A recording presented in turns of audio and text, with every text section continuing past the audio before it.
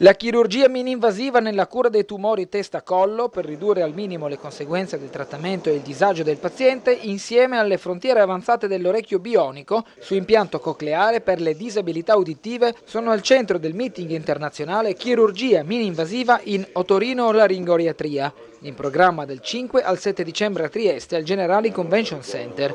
Oltre 70 esperti e chirurghi internazionali hanno preso parte a questa seconda edizione del workshop promosso dal team della clinica ORL di Trieste, diretta dal chirurgo Giancarlo Tirelli. Stiamo raggiungendo risultati molto importanti per i pazienti, abbiamo raggiunto soglie di sopravvivenza intorno all'80% e questo grazie alla diagnosi precoce e all'utilizzo di tecnologie comunque mini-invasive, cioè tecnologie che mirano a preservare funzioni vitali quali la respirazione, la deglutizione, la masticazione e l'estetica.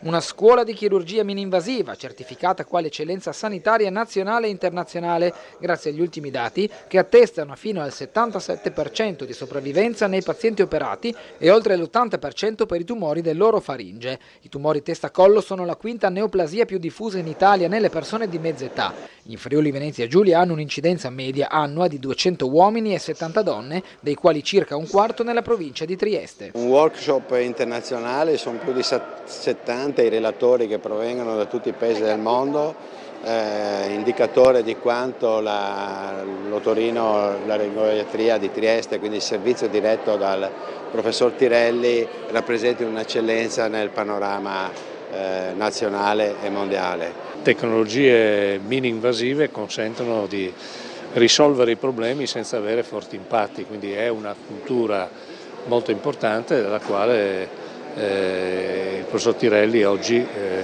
dimostra come in questa azienda, in questa università, in questa città è possibile garantire azioni importanti. Il meeting aprirà anche un vasto focus legato al cosiddetto orecchio bionico, una tecnologia che alla Orlo di Trieste è diventata prassi negli ultimi anni, con risultati lusinghieri che permettono al paziente di ripristinare un udito simmetrico e bilanciato. Prerogativa delle cure fornite dalla clinica Orlo di Trieste è la possibilità di curare anche le sordità monolaterali profonde, attraverso una tecnologia innovativa e i pazienti di età avanzata fino a 90 anni e più. Queste persone con sordità severe e profonde, sia monolaterale che bilaterale, possono ottenere un ripristino della soglia uditiva, un ripristino della comprensione del parlato, che è molto importante.